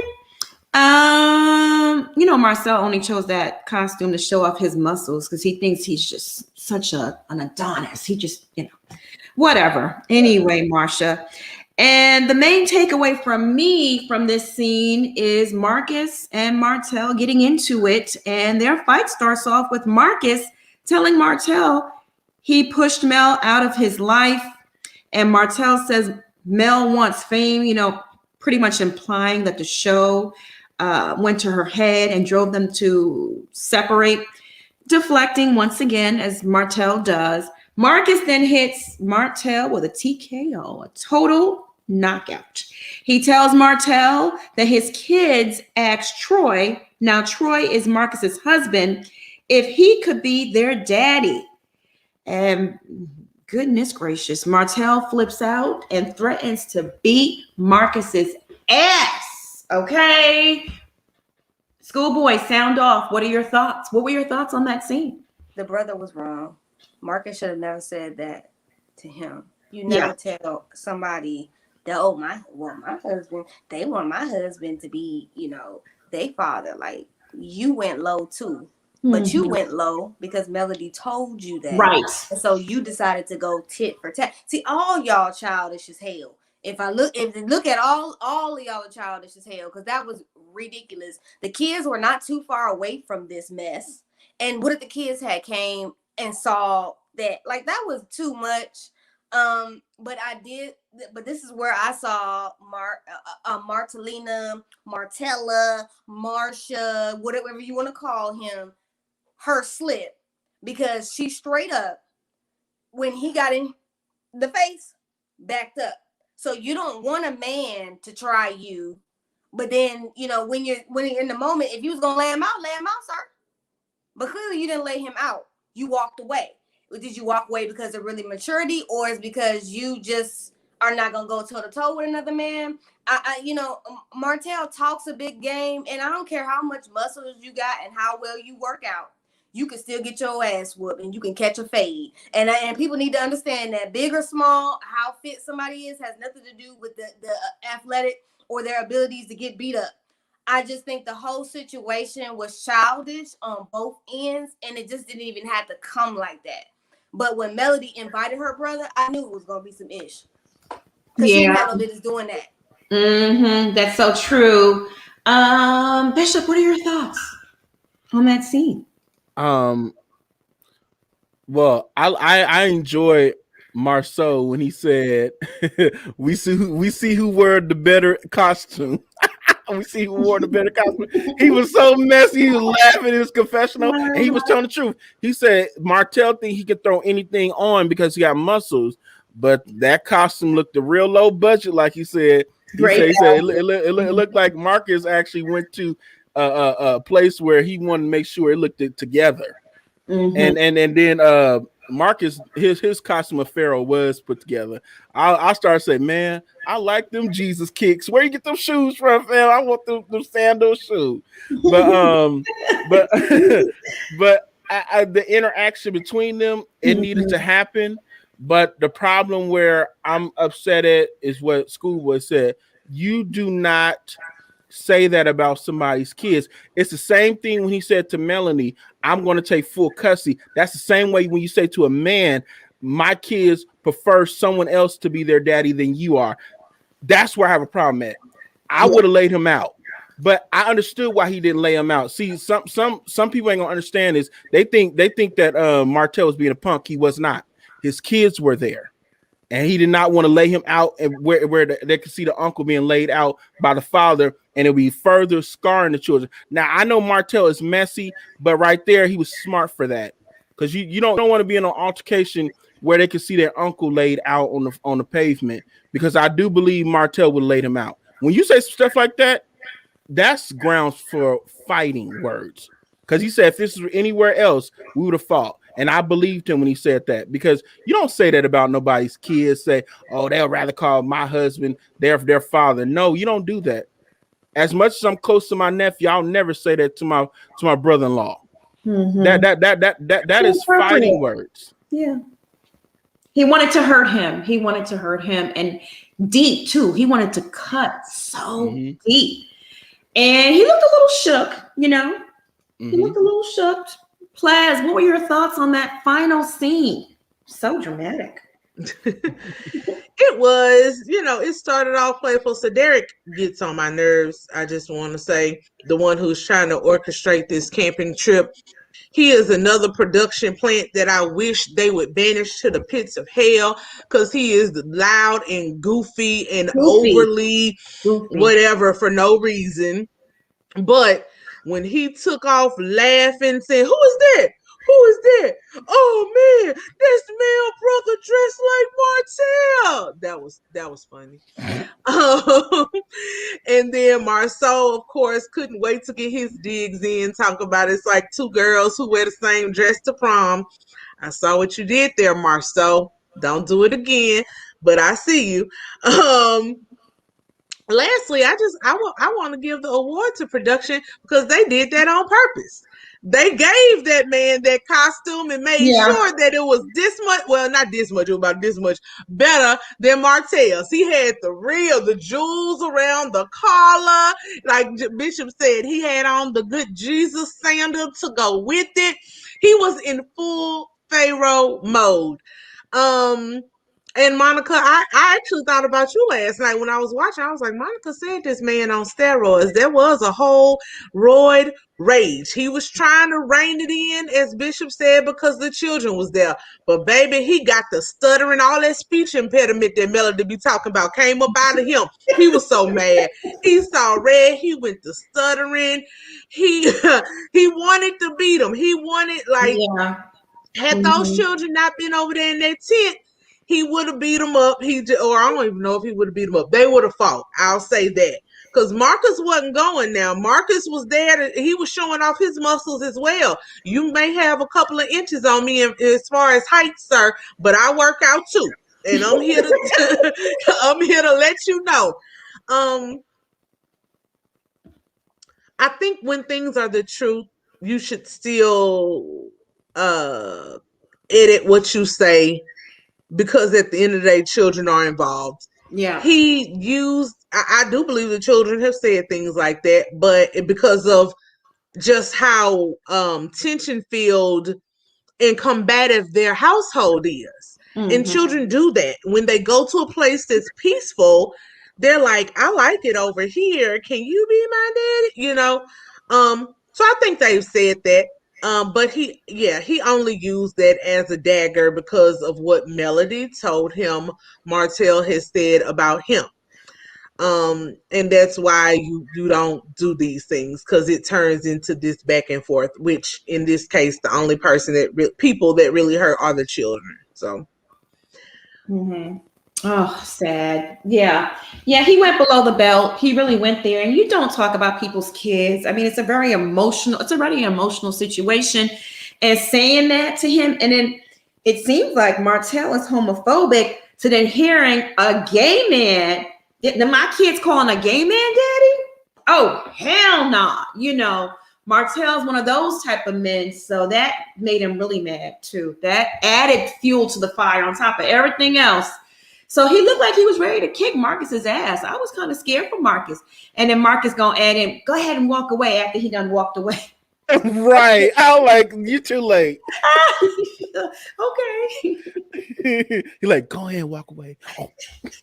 They needed that scene real quick right there. They needed that. Yeah. And tied in. Because the way it was spliced when they was arguing, it was like, this is off a little bit. And the splicing was kind of off a little bit. Mm-hmm. He's like one of them people that don't want to fight, but then they get all hyped after security come around, like, hold me back, don't let me go. I'm a killer. Yeah. Stop it. Because he didn't go with his sister when she said she's headed back. He like, do you need me to go with you? I said, no, I'm going with you. That's what a brother would have done, but he was a little scared.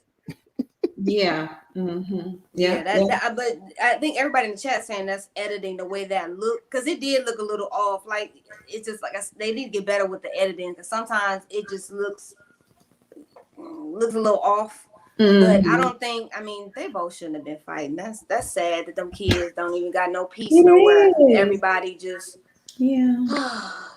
Next week it gets real sad when there's a counselor or some adult questioning the children at a table about the divorce, and the little girl says, I want mommy and daddy to be married again. I'm like, ugh, it's heartbreaking, That's a lot. They're so young. Oh, goodness gracious. The children are here, for a reason. Mel just has to be strong, and it seems like she is being strong. She's not going to give up on this divorce. And, Martell's mad because she wouldn't let him cheat in peace. It's like the audacity. Dude, make it make sense. Make it make sense. Should we take a few callers before we get out of here? I know just like one or two, because I know it is Sunday, and we Real Housewives of Atlanta's on, and I gotta watch that mess, and I gotta watch Sister Wives. Oh, goodness. Monica, one last part that I felt was Marcel was being really funny at, when he was talking about Destiny's costume, and he was like, you know what? I'm gonna let her have it. She is a cat that identifies as a cat. I was like, oh my goodness. What did she say to him? She said something that made him say that. She said Holly Berry. She said she was Holly Berry from Catwoman. Right. But she made a statement to him. Right here. That's the bat. He said it's the bat. It's not a cat. What are you? I'm like, oh Lord. Hey, Miss Bernice. Hey guys, how you doing? Yeah, how are you? I'm doing. This was a hot mess. Okay. I just want to cap one thing about Bell Collective. Antoinette was supposed to inform Kayline, whatever the hell her name is. Girl, you just here to observe. Don't say nothing. You part of the background. You here to be like a sponge, just absorb as much information as you can. Our PowerPoint presentation, we go over it after the show, and don't say nothing. She never did that. So I fought her for the first one and for the second one. Because I'm sorry, girlfriend not here, you don't say nothing about her, but she never checked her. Now what happens when you have that one white friend in your group that don't know how to read the rule because you haven't educated them?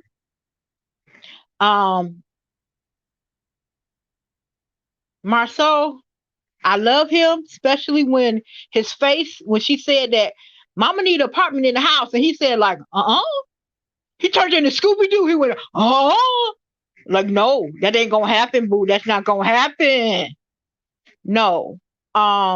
Miss Wanda was wrong. Miss Wanda has never been checked. That's why Miss Wanda do what she do. Kimmie will say a little, LaTisha would say a little things like, Mama, you wrong, but she don't have no meaning behind it. So of course Mama gonna still do, my baby ain't said nothing. She's still gonna do what she gonna do. Because when she had the audacity to say, well, I'm going to check on Mel, you don't even like Mel. So why you going to check on Mel? Just to turn that knife a little more. And Mel wasn't having like, I got to go. You can go get away from my car. Matter of fact, you can get in front of my car so I can run your punk butt over. Because she is messy as hell. Because for you to come back to that table and try to check Kimmie on her son event, I'm gonna still talk. That's why I don't mind Kimmie. I picked up my cake, Let's go. You can sit your ignorant butt down at the end of that table and keep talking. You are only allowed to come to cookouts and family reunions. No funerals, no baby showers, no graduations, no nothing. Cookouts and reunions. That's it. Because if she goes to somebody's wedding, when they get to that party, if anybody got something to say, you know her ignorant butt gonna get up and say something. If you go to somebody's funeral, she gonna be that loud person, Wanda from Good Times, sitting up there crying, making the funeral all about her. Okay? And let's not say about a baby shower, because you know she go to the baby shower. You know that he ain't the daddy. You know she gonna do that. So, and Kimmie, I worked in Special Pops for 25 years. And with LaTisha's speech impediment, because somebody in the chat kept saying, well, would somebody teach her how to say event? That's the way she pronounced it because of her speech impediment, people. She's going to pronounce certain words differently than you and me. So whoever keep in the chat kept saying, well, teach her how to speak. That's how she speaks. She was born with a speech impediment, okay? She learned how to pronounce her words that way. Long as you can understand her. Good She's point, cool. Miss Bernice. Yep. Yeah. But that's about it. Martell is just gonna be Martell. He's on it. Okay, woo.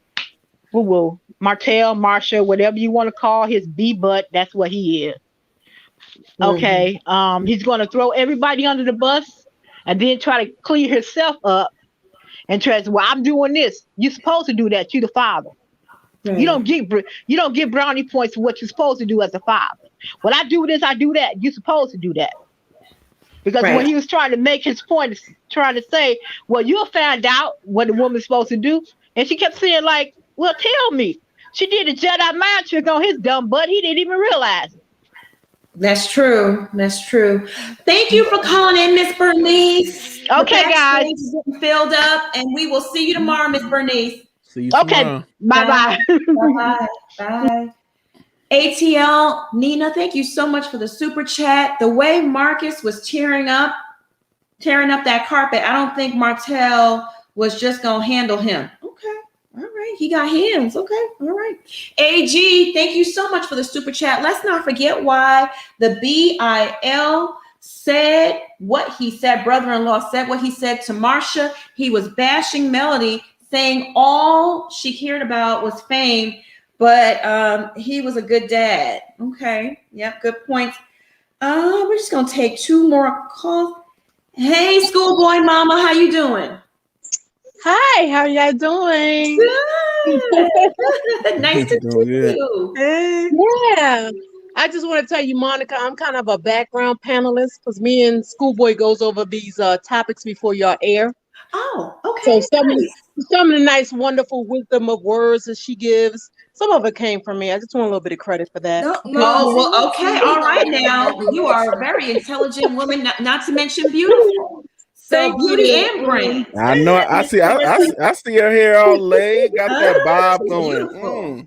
Thank you. My issue is from the beginning of the first season of this show, I never really cared for Marcel very well. But I understand why he is the way he is. He's got Wanda and he has Tisha. He has to be a husband and he has to be a parent. So it's like he's living in a house with 4 kids. His wife is a kid, the eldest, and then their children. Yes. And that's got to be really frustrating for him to be a hardworking man and you come home and want to greet your wife. And the first thing you get is, what time you get home? I got these kids, I'm trying to feed them, like I did the homework. And he's like, wow, then he's got to sit down and have a conversation with her. And she don't even want to hear that. She's so busy want to fuss about what she's got to do at home and he's not there. So what do you want him to do? And then like in that one scene where he wanted a little bit of affection from her, she pushed him away. Now, I'm not saying it's right, but if he did cheat, I see why. You can't do that. Right. You want him to work, you want him to support you, you want him to be your sounding board.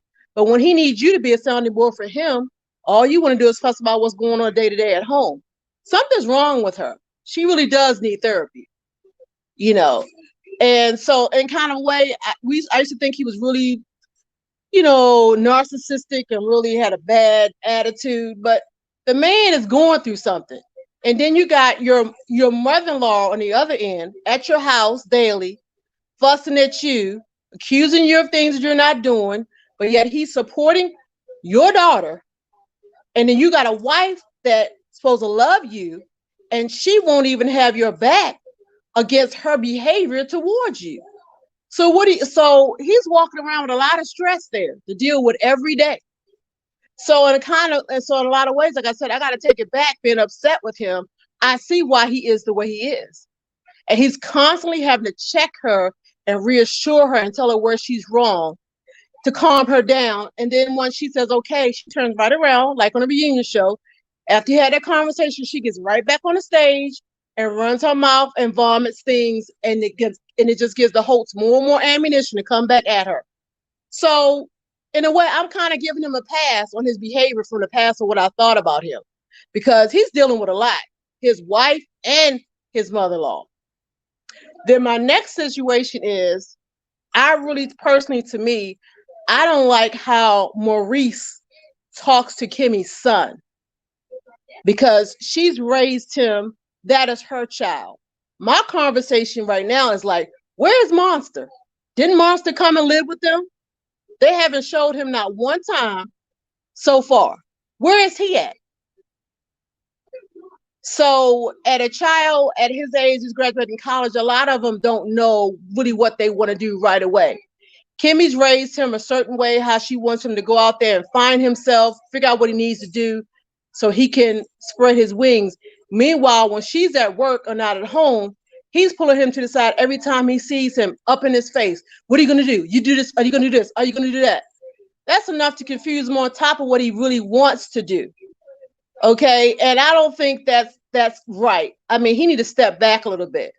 He may not have the same mindset that he had as a go-getter to do what he did straight on to start a business and do this and that. He may want that too, but he may have to go around that bush a while before he comes back to it to get to that point. And in the meantime, every time he sees him, I notice in every scene, he's in his face about what are you going to do? How you making money? You need to do this. You need to do that. So no wonder the boy stands there like a deer in the headlights when the camera's in his face when he sees him all the time. And I think, to me, he's really overstepping his boundaries when it comes to Kimmie's son on his life aspirations after college. She knows what she's talked to him about. He knows what he talked to his mother about. He's already under pressure for what she wants for him to do, let alone a stepfather that's always in his face every 5 minutes when he sees him. That's why the young man said, yeah, I want to get my own place, because I would too. Yeah. And Miss Marissa, thank you so much. You. I mean, you're welcome. You should. You guys you have a lot of opinions to share, and we do appreciate it, and all the support and the love too. Thank you. You're welcome. You have a good evening. All right, you too. We'll see you tomorrow. Okay. Bye. I love your lipstick. Bye. Bye. I have something to add. Thank you so much for the super chat. Melody is trying to move on and live her best life. Bye, Marsha. Exactly. You know what? On that note, let's wrap things up because it's getting late. I need a glass of wine. I need to get something to eat. And they say Roa is lit. Twitter is lit. Okay. Right now. Yeah. So we gotta go watch that. We gotta go. Yes. I'm gonna catch the replay. 90 Day Yeah. Fiancé. They ain't bootlegging this live somewhere. You might go to YouTube. It's on YouTube someplace. They always do. They always do. Because I have to wait. Because my time, is different from y'all's. Oh yeah. Well then you'll be right on time whenever it comes on. But yeah, some bootlegger done probably already put it on YouTube. That's what I'm doing. Okay. Next 30 minutes, it'll be on YouTube. Yep. Yeah, I'm gonna catch the replay. gonna wrap things up. This was it was a robust conversation. You know, these folks down at Love and Marriage Hospital keep us talking, don't they? Oh my goodness. I got a name for Martell. What? Malicious Martell. Oh, okay. That's what it is. Because Marsha's too nice. That's a Marsha's too nice. name. Messy Marsha. Okay, Plaz, where can the people find you? Hey, y'all can find me over on Instagram at scared_of_beautiful and here on YouTube at Scared of Beautiful, just spaces, no periods. Bishop, how can I find you? You can find me here on YouTube at The Bishop. Just type it in with 2 E's. And you can also find me on YouTube and Twitter at Bishop Redpill. All right, now, at Schoolboy, where can they find you? On this Twitter real quick at school_boy. And then you can find me on Instagram at school_boy_2021 and on my YouTube school_boy. But I got to get up in this conversation. It is lit. They said Okay. All right, my love. Okay, we getting out of here. And I reside here on YouTube. Hit that subscribe button down below and bang that notification bell if you already subscribed to the channel so you don't miss out on any of the piping hot tea that we serve on this channel. Also, I just want to say real quick, memberships are coming. We had our first private, I guess this was like our lit after party. Listen, I'm still recovering. Y'all still? I didn't wake up to 1 o'clock the next day. I slept in too. It was a lot. It was a lot. That rum was a lot. It was lit. It was fun. We had a good time. We Allegedly. did. So we'll have more of those for the members. So if you want to get in on our after parties, that video is privated, but it will be available to members once it's all set up. But if you want to get in on the super exclusive after parties, you got to sign up for membership. Teacups, thank y'all for tuning in. We love and appreciate y'all so much. Mods, thank you for holding down the chat on this good Sunday night. Everyone that sent in a super chat or a cash app, thank you for helping us keep the lights on. I want y'all to stay safe and be blessed and go watch that Roa, and we gonna get into it tomorrow. Bye, y'all. Bye.